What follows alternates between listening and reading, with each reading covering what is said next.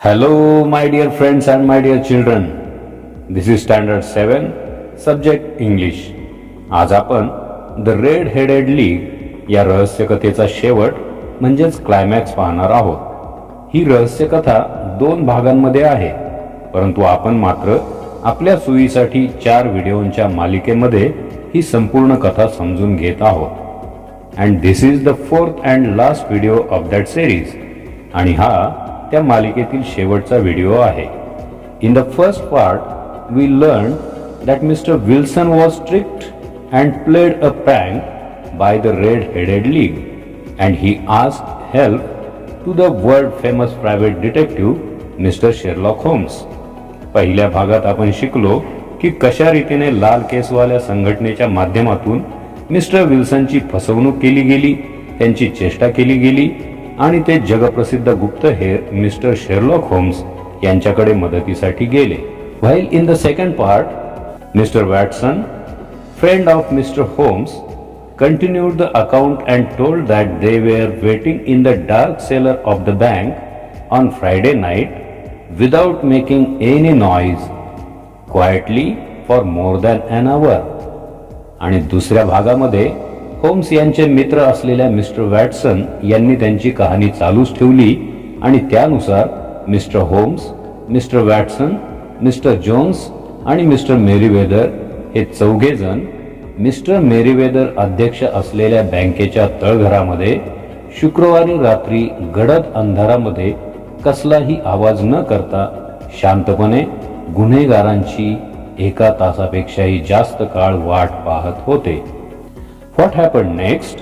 Let's read and try to understand the climax of the mystery.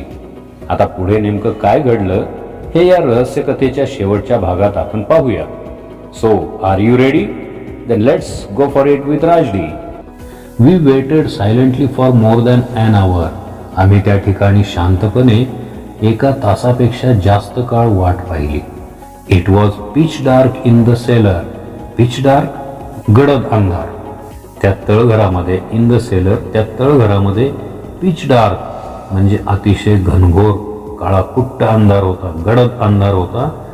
Then suddenly आणि अचानकपणे a point of bright light appeared in the floor of the seller. आणि अचानक प्रखर प्रकाशाचा झोत त्या तळघरातील जमिनीवर दिसला. देन अ लाईन आणि मग त्या प्रकाश झोताचाच त्या जमिनीवर आम्ही मोठी भेग होताना पाहिलं.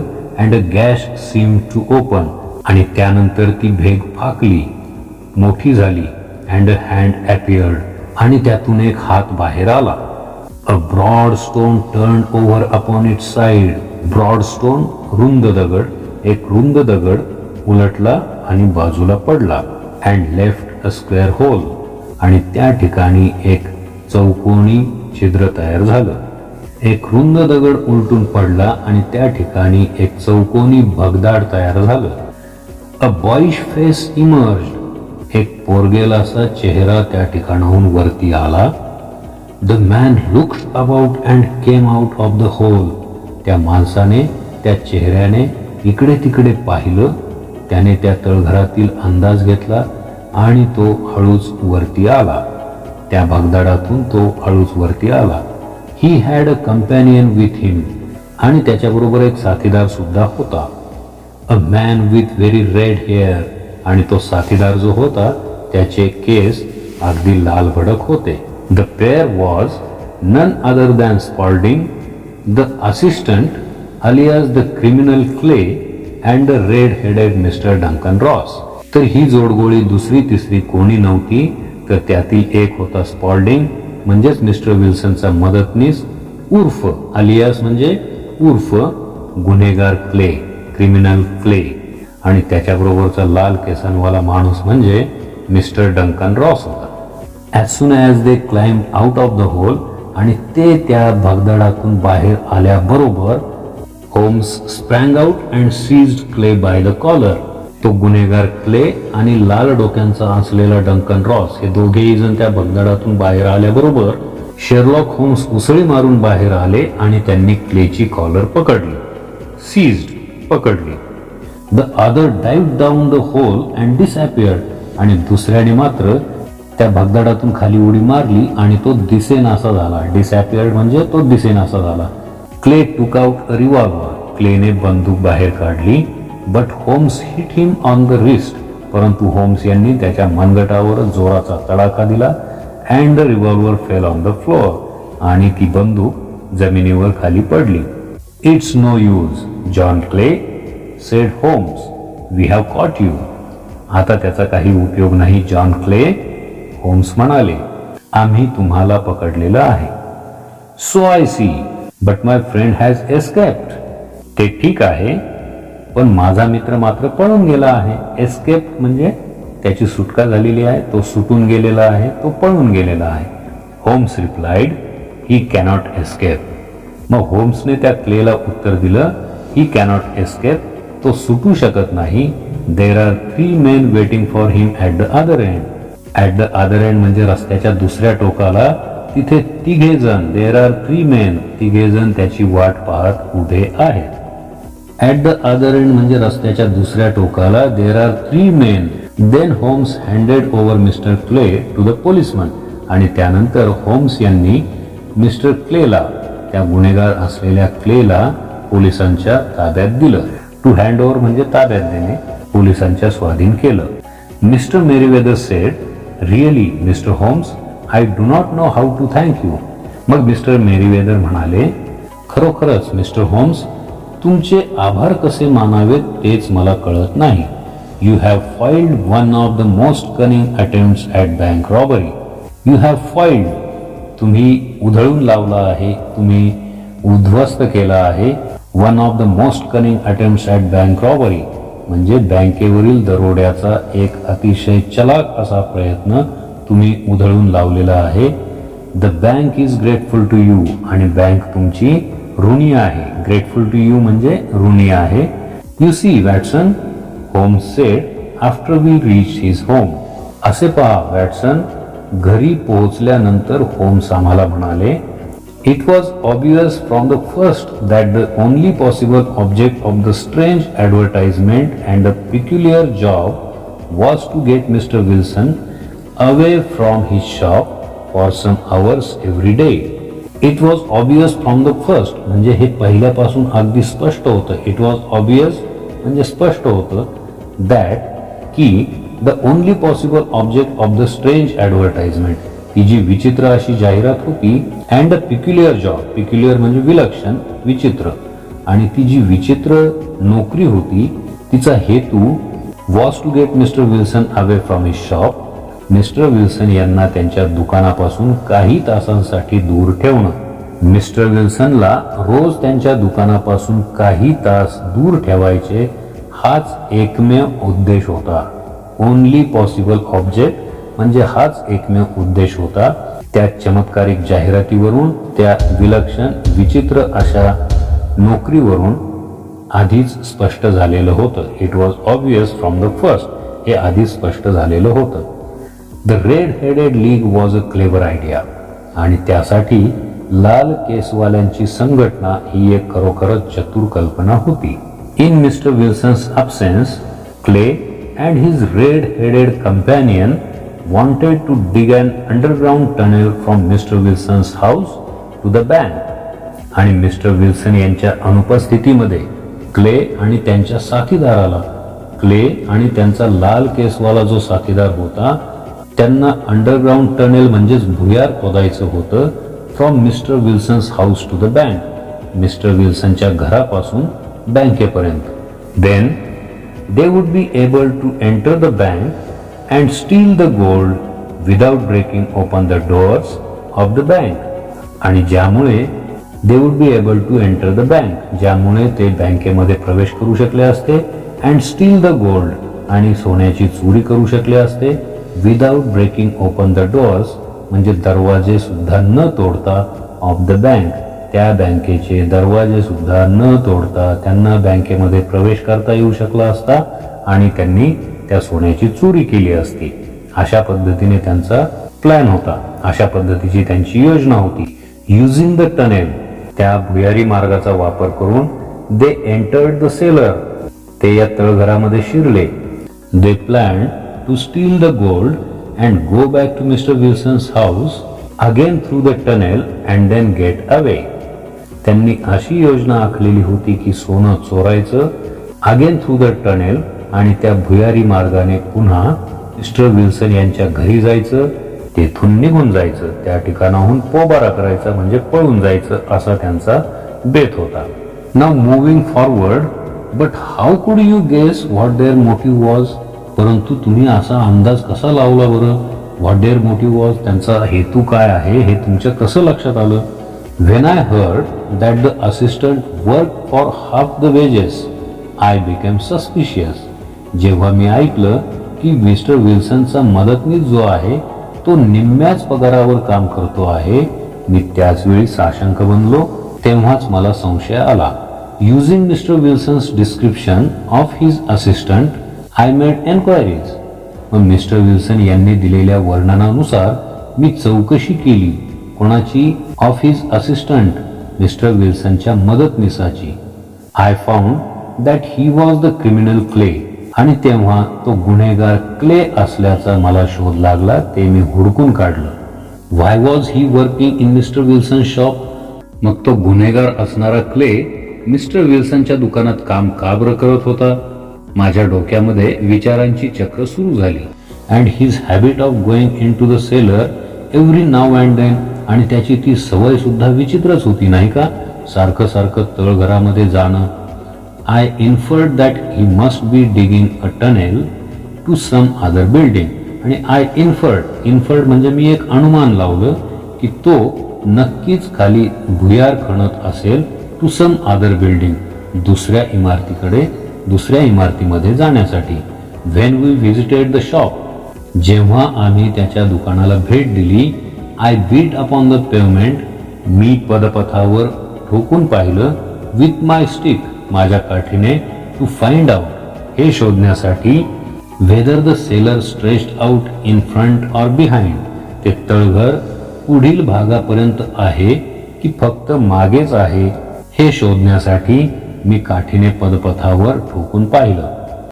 It was not in front, तर ते पुढच्या बाजूला नव्हतं. I saw the bank on the other side of the house, आणि जेव्हा मी पाहिलं की या घराच्या दुसऱ्या बाजूला बँक आहे, and guessed what the criminals had in mind, आणि तेव्हाच माझ्या असं लक्षात आलं की या गुन्हेगारांच्या मनामध्ये काय आहे. तेव्हाच मी तर्क लावला. When Clay answered the bell, आणि जेव्हा मी दरवाजा ठोठावल्यानंतर क्लेने दरवाजा उघडला, the knees of his trousers were wrinkled and stained, तेव्हा त्याच्या पॅन्टच्या गुडघ्याकडील भाग चुरगळलेला होता, मातीने माखलेलाही होता, म्हणजेच मातीचे डाग त्या पॅन्टच्या गुडघ्यावर होते. It conferred my suspicion that he was digging, आणि तेव्हाच माझ्या शंकेला पुष्टी मिळाली की तो खोदकाम करत आहे, तो खड्डा खणत आहे, तो भुयार खणत आहे. And you know the rest of the story, आणि त्यानंतरची पुढची सर्व घडामोड तुम्ही जाणताच. You reasoned it out beautifully, I exclaimed in admiration. Beautifully म्हणजेच फारच सुंदर पद्धतीने, यू रिझन्ड इट म्हणजे तुम्ही अतिशय सुंदर पद्धतीने ही कारणमीमांसा सांगितली. आय एक्सक्लेम्ड इन ॲडमायरेशन, मी कौतुकाने उद्गारलो. Adapted from the red headed League by Sir Arthur Conan Doyle. Sir Arthur Conan Doyle यांच्या लाल केसवाल्यांची संघटना या कथेवर आधारित ही रहस्य कथा आहे. So now children, we can answer the questions given beside this part of the lesson. आता आपण या पाठाच्या बाजूला जे प्रश्न आणि माहिती दिलेली आहे, नवीन शब्दार्थ दिलेले आहेत, त्यांची माहिती घेऊया. How did the criminals enter the cellar? The criminals entered the cellar by digging an underground tunnel from mister Wilson's house to the bank. Next is, who were the two criminals? ते दोन criminals कोण होते? ते दोन गुन्हेगार कोण होते? The two criminals were none other than Spalding, the assistant of Wilson alias the criminal Clay, and the red-headed Mr. Duncan Ross. Third question is, who tried to get away? कोणी पळून जाण्याचा प्रयत्न केला? The red-headed Mr. Duncan Ross tried to get away. Then the sub question is here, do you think he was able to escape? तुम्हाला असं वाटतं का की तो सुटून जाण्यामध्ये यशस्वी झाला असेल? आणि व्हाय, का? No, we don't think that he was able to escape because Mr. Jones have alerted an inspector with 2 officers on the other end of the tunnel. Now let's move forward and read some words. Sprang out म्हणजे jump, उडी मारली. Spring means एकदम उडी मारणे, उसळी घेणे. And sprang is the past tense of spring म्हणजे उडी मारली, उसळी घेतली. Then seized is there. Seized means caught. Seized म्हणजे पकडले. Filed, that means laid waste, prevented. Filed म्हणजे निष्फळ करणे, निष्प्रभ करणे, उधळून लावणे.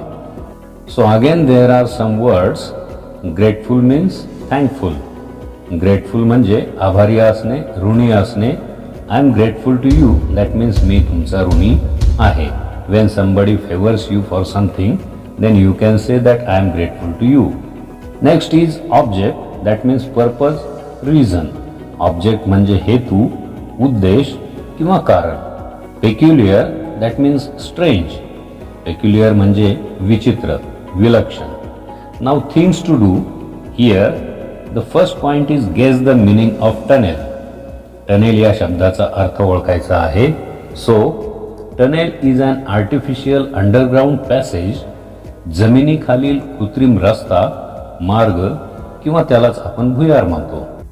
Especially when built through a hill or under a building, under a road or river. एखाद्या टेकडी किंवा डोंगरामधून किंवा इमारती खालून, रस्ता तसेच नदी खालून खोदून तयार केलेला मार्ग म्हणजेच भुयार. That is called as tunnel. Second point here, things to do, that is explain the trick of the red-headed league and how was it related to Mr. Wilson's hair.